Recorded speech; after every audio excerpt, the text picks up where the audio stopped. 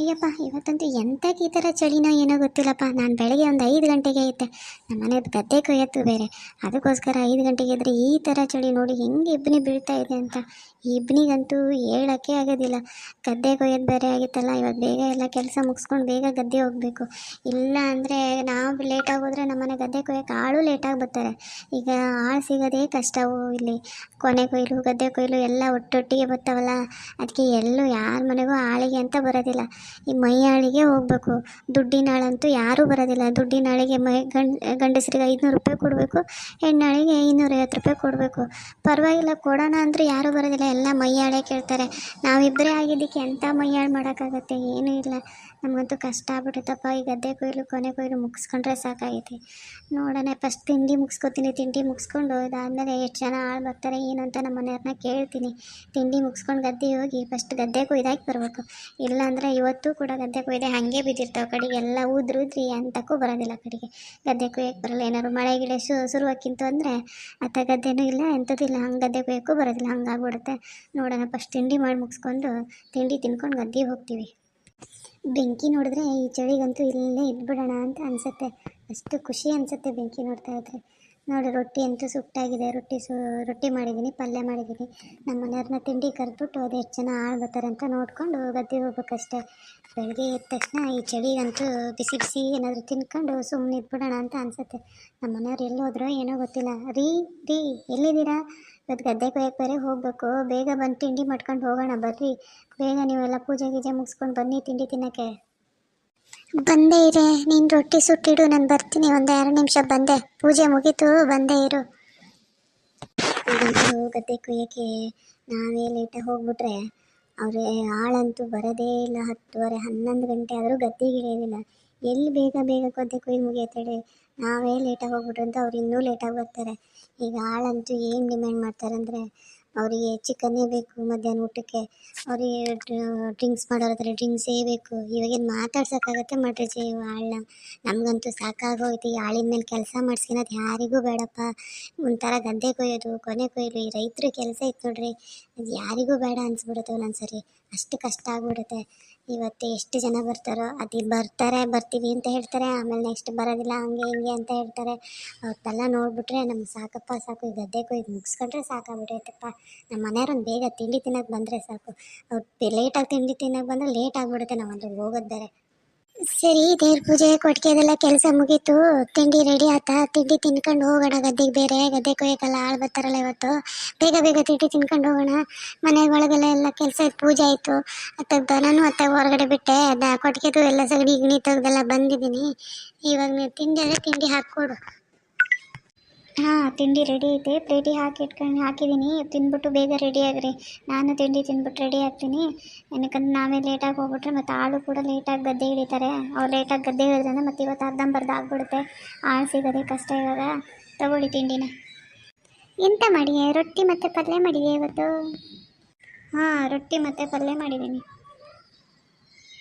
ಮೀನು ಬರಲ್ಲ ಇವತ್ತು. ಮೀನು ಸಾರಾದರೂ ಮಾಡಬೇಕಿತ್ತು ತಾನೇ. ಇದೆ ಅಂತ ರೊಟ್ಟಿ ಪಲ್ಯ ಮಾಡಿದೆ ಮರೀತಿ.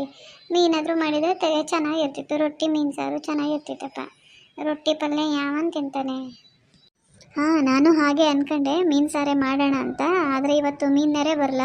ಶನಿವಾರ ಮತ್ತು ಸೋಮವಾರ ಮೀನ್ಯಾರು ಎಲ್ಲಿ ಬರ್ತಾರೆ, ಅದಕ್ಕೆ ಮೀನು ಸಾರು ಮಾಡೋಕ್ಕಾಗಿಲ್ಲ. ತರಕಾರಿ ಪಲ್ಯ ಮಾಡಿದ್ದೀನಿ. ಒಂದು ದಿವಸ ಮೀನು ಸಾರು ಇಲ್ಲ ಅಂದರೆ ಏನಾಗಲ್ಲ. ಮೀನು ಸಾರು ತಿನ್ನಿ.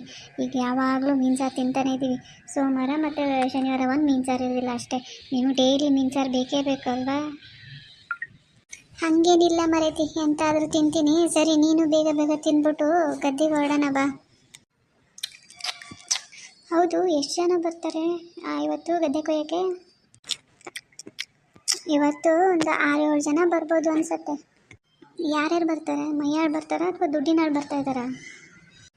ದುಡ್ಡಿನಾಳಿಗೆಲ್ಲೇ ಬರ್ತಾರೆ, ಎಲ್ಲ ಮೈಯಾಳೆ ಬರೋದು. ಅವ್ರಿಗೂ ಈಗ ಆಳ್ಬೇಕಂದ್ರೆ ಎಂತ ಮಾಡ್ತಾರೆ, ಅದಕ್ಕೆ ಮೈಯಾಳೆ ಬರ್ತಾರೆ. 6 ಜನ ಬರ್ತಾರೆ ಒಟ್ಟು. ಇವತ್ತು ಎಲ್ಲ ಗದ್ದೆ ಏನಿದೆ ಅದೆಲ್ಲ ಕೊಯ್ದು ಮುಗಿಸ್ಬೇಕು. ಈಗ ಎಲ್ಲಿ ನಾವು ದುಡ್ಡಿನಾಳು ಹುಡ್ಕೊಂಡು ಹೋಗೋಣ? ಎಲ್ಲರೂ ಅವ್ರವ್ರಿಗೆ ಈಗ ಮೈಯಾಳಬೇಕು, ಮೈಯಾಳು ಮಾಡ್ಕೊಳ್ಳೋಕ್ಕೋಸ್ಕರ ಬರ್ತಾರೆ. ಗದ್ದೆ ಕೊಯ್ಯೋ ಕತ್ತಿ ಎಲ್ಲ ಮಸ್ಕೊಂಡಿದ್ದೀರಾ? ಕತ್ತಿ ಮಸ್ಕೊಂಡು ಹಗ್ಗ ಮತ್ತು ಕಿವಿ ಕಟ್ಟಕ್ಕೆ ಹಗ್ಗ ಎಲ್ಲ ಬೇಕಲ್ಲ, ಹಗ್ಗ ಎಲ್ಲ ರೆಡಿ ಮಾಡ್ಕೊಂಡಿದ್ದೀರಾ ಇಲ್ವಾ? ಎಲ್ಲ ರೆಡಿ ಮಾಡ್ಕೊಳ್ಳಿ. ಮತ್ತು ಅದಕ್ಕೋಸ್ಕರ ಮತ್ತು ಪದೇ ಪದೇ ಮನೆಗೆ ಬಂದು ಹೋಗಿ ಮಾಡೋಕ್ಕಾಗೋದಿಲ್ಲ. ಹ್ಞೂ, ಎಲ್ಲ ರೆಡಿ ಮಾಡ್ಕೊಂಡಿದ್ದೀನಿ, ತಗೊಂಡು ಹೋಗೋಣ. ಗದ್ದೆ ಕೊಯ್ಯೋಕೆ ಯಾರ್ಯಾರು ಬರ್ತಾರಂದರೆ 6 ಜನ ಅಂದ್ರಲ್ಲ, ನಾನು ನೀವು ಇಬ್ಬರು ಸೇರಿಸಿ 6 ಜನ, ನಮ್ಮನ್ನು ಬಿಟ್ಟು 6 ಜನ ಬರ್ತಾ ಇದ್ದಾರೆ. ಎಂಥದ್ದು ಗೊತ್ತಿಲ್ಲ. ಅವರಿಗೆಲ್ಲ ಏನು ಊಟಕ್ಕೆ ತಗೊಂಡು ಹೋಗ್ಬೇಕಾ? ಮತ್ತು ಮಧ್ಯಾಹ್ನಕ್ಕೆ ಊಟಕ್ಕೆ ಮಾಡಬೇಕು ಅನ್ಸುತ್ತಲ್ವಾ? ಇವಾಗ ನಾನು ನೀವು ಎಲ್ಲ ಸೇರಿ 6 ಜನ ಸಾಕು. ಈಗ ಮತ್ತೆ ಅಂತ ಇರೋದು 1 ಎಕರೆಗೆ ಅಂತ 7-8 ಜನ ಬೇಕು ಹೇಳು. ಈಗ ನಾನು ನೀನು, ಆಮೇಲೆ ಪಕ್ಕದ ಮನೆ ಮಂಜಕ್ಕ ಬರ್ತಾಳೇನ, ಮಂಜಕ್ಕ, ಸಾವಿತ್ರಿ, ಆಮೇಲೆ ಗಿರಿಜಾ, ಆಮೇಲೆ ಮಂಜಣ್ಣನ ಹತ್ರ ಹೇಳಿನಿ ಬರೋಕ್ಕೆ, ಅವ್ನು ಬರ್ಬೋದು. ನಾವಿಬ್ಬರಿದ್ದೀವಲ್ಲ ಸೇರಿ 6 ಜನ ಸಾಕು ಈ ಗದ್ದೆ ಕೊಯ್ಯೋಕ್ಕೆ. ಗದ್ದೆ ಕೊಯ್ಯೋಕ್ಕೆ ಅದು ಇದೇನು ಬೇಕಾಗಿಲ್ಲ. ನೀವು ಗದ್ದೆ ಕೊಯ್ದರೆ ನಾವಿಬ್ಬರು ಕಟ್ಟಿ ಹಾಕ್ತೀವಿ. ಕಟ್ಟಕ್ಕೆ ಬೇಕಾದ್ರೆ ಒಂದೊಂದು 4 ಜನ ಮಾಡ್ಕೊಳ್ಳೋಣ. ಇವತ್ತು ಹೆಂಗಿದ್ರು ಗದ್ದೆ ಕೊಯ್ದಾಕ್ ಬರೋಣ. ನೀವೇನಕ್ಕೆ ಅಷ್ಟೊಂದು ಆಳು 7-8 ಜನ ಏನು ಬೇಕಾಗಿಲ್ಲ ಬಿಡು. ನೋಡೋಣ ಇರು, ಬೇಕಾದರೆ ಮತ್ತೆ ಇಬ್ಬರಿಗೆ ಬೇಕಾದ್ರೆ ಹೇಳೋಣ. ಹಾಂ, ಬೇಕಾದರೆ ಮತ್ತಿಬ್ರಿಗೆ ಹೇಳ್ರಿ. ನೀವಿಬ್ಬರೇ ಹೆಂಗೆ ಕಟ್ತೀರಾ? ನಿಮ್ಮಿಬ್ಬರಿಗೆ ಕಟ್ಟೋಕ್ಕಾಗತ್ತಾ? ಇನ್ನೆರಡು ಗಂಡಾಳು ಮಾಡ್ಕೊಳ್ರಿ. 4 ಜನ ಆದರೆ ಕಟ್ಟೋಕ್ಕೂ ಈಸಿ ಆಗುತ್ತೆ. ಹೆಣ್ಣಾಳು ಬರೀ ಕೊಯ್ಯೋಕೆ ಒಂದು ಅಡ್ಡಿಲ್ಲ, ಕಟ್ಟೋಕ್ಕೆ ಕೆ ವಿ ಹೊರಕ್ಕೆಲ್ಲ ಕಷ್ಟ ಆಗತ್ತೆ. ನೀವು ಗಂಡಾಳಾದರೆ ಕೆ ವಿ ಹೊರದು ಗಿಣಬೆ ಹಾಕಿಬೋದು. ನೀವು ಹೆಣ್ಣಾಳನ್ನೆಲ್ಲ ಎಲ್ಲಿದು ಮಾಡೋಕ್ಕಾಗತ್ತೆ? ಇವಾಗ 3 ಜನ ಹೆಣ್ಣಾಳು ಸಾಕು. ಇನ್ನು 2 ಜನ ಗಂಡಾಳು ಯಾರನ್ನಾರು ಮಾಡಿ. ಮಂಜಣ್ಣ ಬಂದರೆ ಬರಲಿ, ಅದ್ರ ಬದಲು ಇನ್ನಿಬ್ಬರು ಬರೋದಾದರೆ ಯಾರಿಗಾದರೂ ಹೇಳಿ. ಅಲ್ಲಿ ಇವನಿಗಾದರೂ ಹೇಳಿ, ಆ ವೀರಭದ್ರ ಇದನ್ನಲ್ಲ, ವೀರಭದ್ರಗೆ. ಇಲ್ಲ ಅಂದರೆ ಪ್ರಶಾಂತ್ ಇದನ್ನಲ್ಲ, ಪ್ರಶಾಂತ್ಗಾದರೂ ಹೇಳಿ ಬರ್ತಾರ ಏನೋ ಕೇಳಿ. ಈಗ ಮತ್ತೆ ಇಬ್ಬರೇ ಆದರೆ ಕಷ್ಟ ಆಗತ್ತೆ ನೋಡಿ. ಮತ್ತೆ ಎಂತ ಮಾಡ್ತೀರಾ ನೋಡಿ, ಹೇಳ್ತೀರಾ ಏನು ಮಾಡ್ತೀರಾ ನೋಡೋಣಿರು. ನೀನು ಯಾಕೆ ಈಗಲೇ ಇದು ಮಾಡ್ತೀಯ, ತಲೆ ಕೆಡ್ಸ್ಕೊಂತೀಯ? ಕಟ್ಟೋದು ಬಂದಾಗ ಕಟ್ಟೋಕ್ಕೆ ಅಲ್ಲಿ ಹೇಳ್ತಂತೆ. ನೋಡೋಣ, ಈಗ ಎಲ್ಲ ಹಾಳು ಮಾಡ್ಕೊಬಿಟ್ರೆ 7-8 ಜನ ಹಾಳು ಮಾಡ್ಕೊಂಡ್ರೆ ನಾವು ಹೆಂಗೆ ಹೋಗಿ ತೀರ್ಸೋಕ್ಕಾಗತ್ತೆ? ನಾವು ಇರೋರು ಇಬ್ಬರಲ್ಲ. ನೋಡೋಣ ಇರು. ಈಗ 3 ಜನ ಹೆಣ್ಣಾಳು ಹೇಳಿದ್ನು, ಇವನು ಮಂಜಣ್ಣನ ಬರ್ತಿದ್ದಾನೆ. ನೋಡೋಣ ಎಂತ ಆಕತ್ತೆ ಅಂತ ನೋಡ್ಬಿಟ್ಟು ನಾಳೆ ಮತ್ತೆ 2 ಆಳು ಬೇಕಾದ್ರೆ ಎಕ್ಸ್ಟ್ರಾ ಹೇಳ್ತಂತೆ. ಈಗಲೇ ಅಂತ ಕೇಳಿ. ನೋಡ್ರಿ ಬೇಗ ಮತ್ತೆ ಆಳನ್ನೆಲ್ಲ ಭಾಳ ಹೊತ್ತಾಗಿ ಕೂರ್ಸೋದು ಅದೆಲ್ಲ ಮಾಡಿಬಿಟ್ರಿ. ಬೇಗ ಕೆಲಸ ಮಾಡಿಸಿ. ಊಟಕ್ಕೊಂದ್ಸರಿ ಬಿಡೋದು, ಕಾಳಕ್ಕೊಂದ್ಸರಿ ಬಿಡೋದು, ಈಗ ಚಾ ಕುಡಿಯೋಕ್ಕೊಂದ್ಸರಿ ಬಿಡೋದು, ಅದೆಲ್ಲ ಮಾಡಿಬಿಟ್ರಿ. ಬೇಗ ಅವ್ರ ಹತ್ರ ಕೊಯ್ದು ಮುಗ್ಸೋಕೆ ಹೇಳ್ರಿ. ಇವತ್ತು ಮುಗಿಸ್ಕೊಟ್ಬಿಟ್ರೆ ನಾಳೆ ಮತ್ತೆ ನಾವು ಬೇರೆ ಯಾರ್ದಾರು ಮನೆಗೆ ಹೋಗ್ಬೋದು. ಈಗ ಕೊಯ್ದು ಒಂದು 2 ದಿವಸ ಬೇಕಾ ಕಟ್ಟೋಕ್ಕೆ? 2 ದಿವಸ ಅಂತೂ ಗದ್ದೆಗೆ ಬಿಡಬೇಕು. ಆ 2 ದಿವಸ ಯಾರ್ದಾರು ಮನೆ ಕೊಯ್ದಿದ್ರೆ ನಾವು ಆ ಹಾಳಾದರೂ ತೀರ್ಸ್ಕೊಬೋದು. ಒಂದೇ ದಿವಸದಾಗ ಕೊಯ್ಯೋ ಥರ ಮಾಡ್ಕೊಳ್ರಿ. ಮತ್ತು 3-4 ದಿವಸ ಇಟ್ಕೊಬಿಡ್ರಿ. ನಾವು ಇಬ್ಬರೇ ಇರೋದಕ್ಕೆ 3-4 ದಿವಸ ಕೊಯ್ಯೋದಾದರೆ ಕಷ್ಟ ಆಗುತ್ತೆ. ಹಾಂ, ಹಾಗೆ ಹೇಳ್ತೀನಿ. ನೀನು ಹೇಳ್ದಂಗೆ ಊಟಕ್ಕೂ ಬಿಡಬಾರ್ದು, ತಿಂಡಿಗೂ ಬಿಡಬಾರ್ದು, ಚಾಕ್ಕೂ ಬಿಡಬಾರ್ದು. ಅಂದರೆ ನಾಳೆ ಯಾರೂ ನಮ್ಮನೆ ಗದ್ದೆ ಕೆಲಸಕ್ಕೆ ಬರೋದಿಲ್ಲ. ಈಗೆಲ್ಲ ಏನು ಆಳನ್ನ ಮಾತಾಡ್ಸೋಕ್ಕಾಗುತ್ತೆ ಮಾಡಿ? ಆಳಿಗೆಲ್ಲ ತುಂಬ ಡಿಮ್ಯಾಂಡ್. ಈಗ ಅವ್ರು ಹೇಳ್ದಂಗೆ ನಾವು ಕೇಳಬೇಕು, ನಾವು ಹೇಳ್ದಂಗೆ ಅವರೆಲ್ಲ ಅವ್ರು ಏನು ಮಾಡ್ತಾರೆ ಅದನ್ನು ನಾವು ಮಾಡಿಸ್ಕೋಬೇಕಷ್ಟೇ. ಅವ್ರ ಹತ್ರ ನೈಸ್ ಮಾಡಿ ಏನೋ ಒಂದು ಕೆಲಸ ಮುಗಿಸ್ಕೋಬೇಕು. ಈಗಂತೂ ನನ್ನ ಗದ್ದೆ ಕೊಯ್ದು ಮುಗಿದ್ರೆ ಸಾಕಾಗೈತಪ್ಪ. ಆಳು ಸಿಗೋದೇ ದೊಡ್ಡದು. ಇಷ್ಟು ಜನ ಸಿಕ್ಕಿದಾರಲ್ಲ, ಈಗ ಒಂದು ಕೊಯ್ದು ಮುಗಿಸೋಣ ಬಿಡು. ಅದಕ್ಕೇನಕ್ಕೆ ತಲೆ ಕೆಡ್ಸ್ಕೋಬೇಕು ಜಾಸ್ತಿ.